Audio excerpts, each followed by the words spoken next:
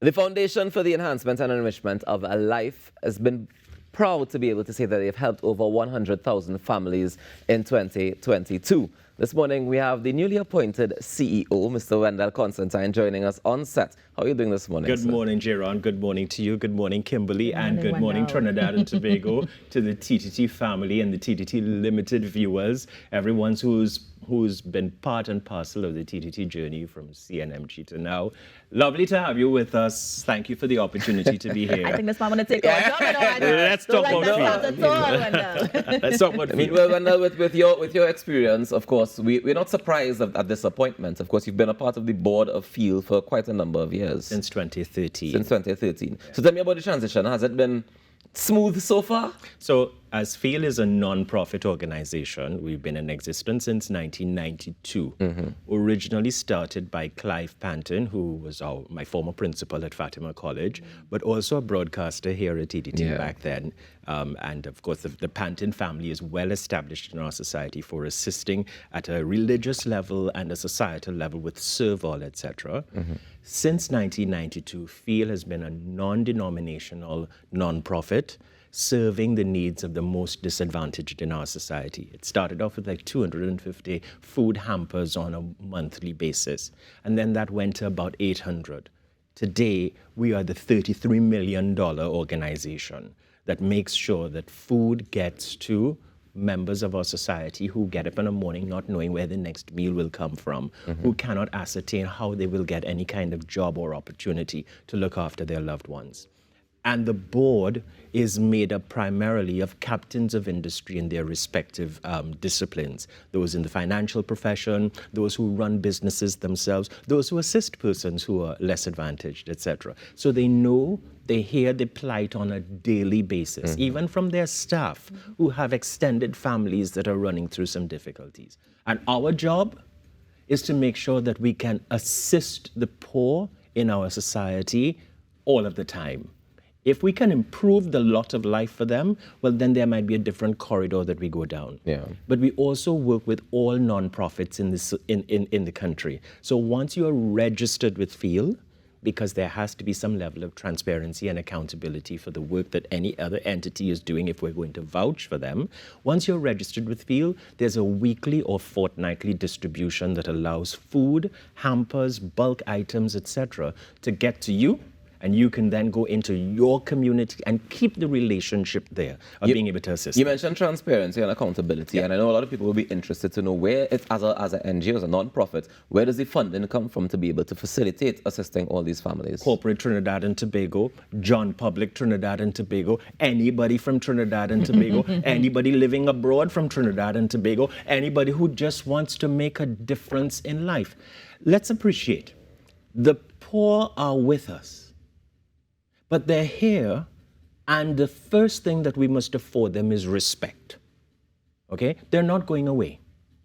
So the guy that's trying to get $1 for wiping your screen at a traffic light, your windscreen at a traffic light, is equal in dignity and respect in our society as the highest lot in the land, whomsoever they may be. Our job is to find a way to make a difference. Kimberly, if you decide this morning that you're not going to have that cup of tea, is there someone that you can give it to make their inside warm, to see that you appreciate them?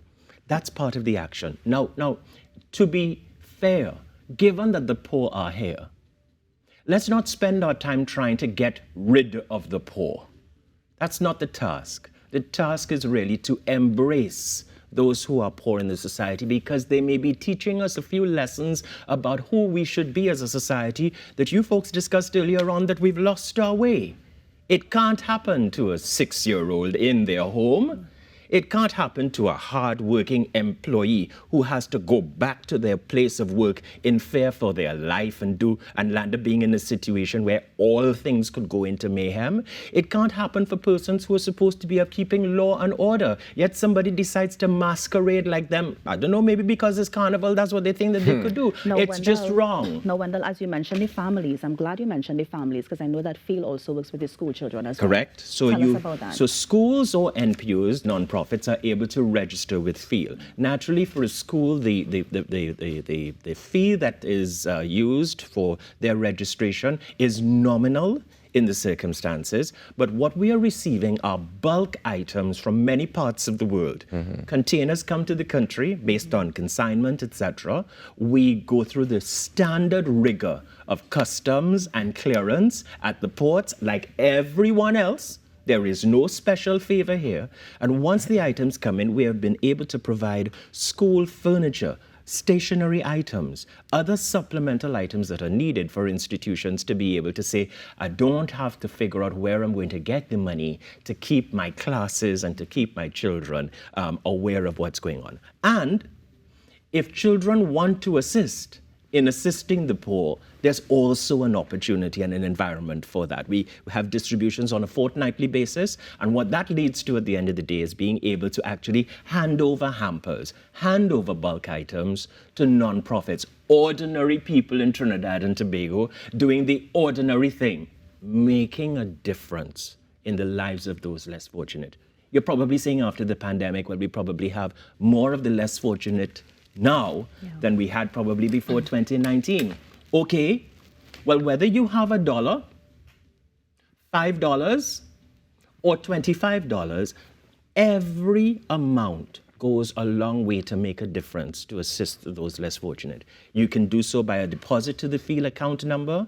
You can contact us if you're one of those very fortunate people that you want to use a deed of covenant as your corridor, or even organizations, corporate companies. Sometimes companies want to do a level of corporate social responsibility, but the staff are agitating to also do something that will be a powerful difference. And millennials are very much encouraged in that direction.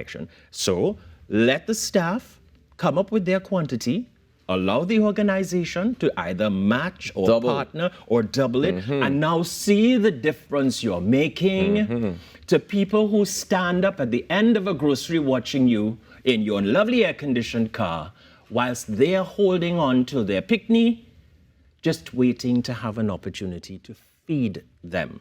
Now, Wendell, as you mentioned, the corporate sponsorship, I know that the F.E.E.L organization also has a charity event as well, that golf tournament, where they raise money. Tell us about that one. Right. So clearly, because some of our board members are avid golfers, they could perhaps give Tiger Woods a run for his money now.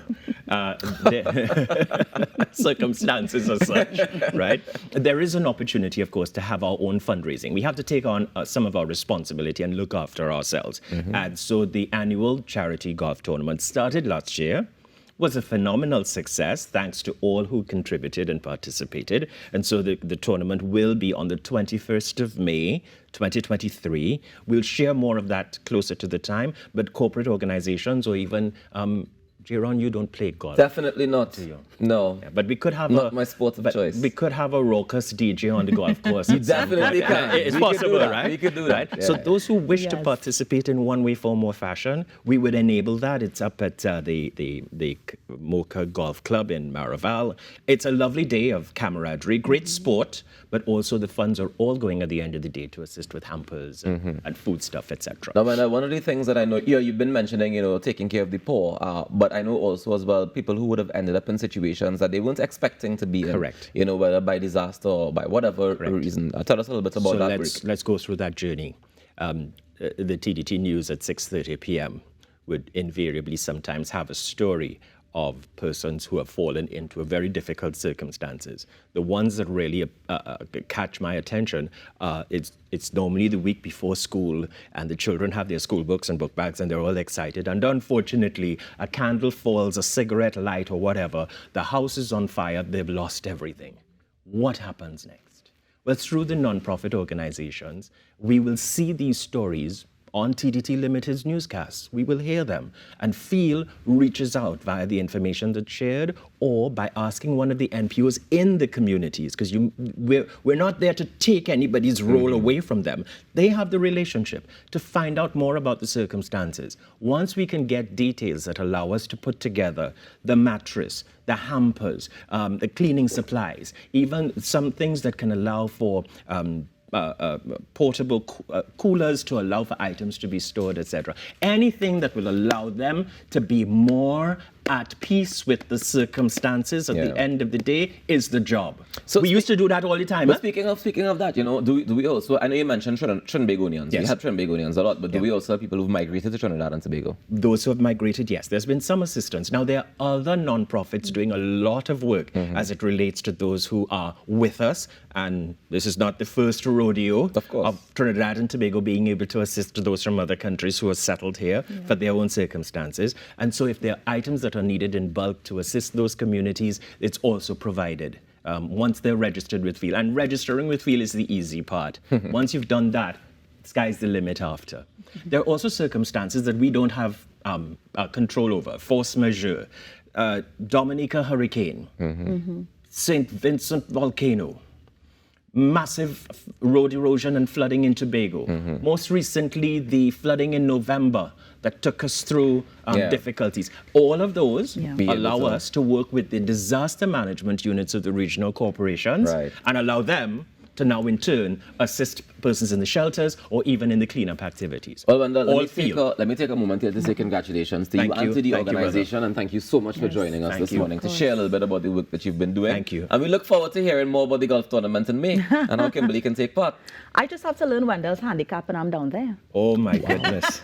Now we're into trouble. But thank you once again. F.E.E.L. has had a great relationship with TDT Limited. Let's continue that. There may be times when the organization wants to do something different for others. You've had your gathering every year.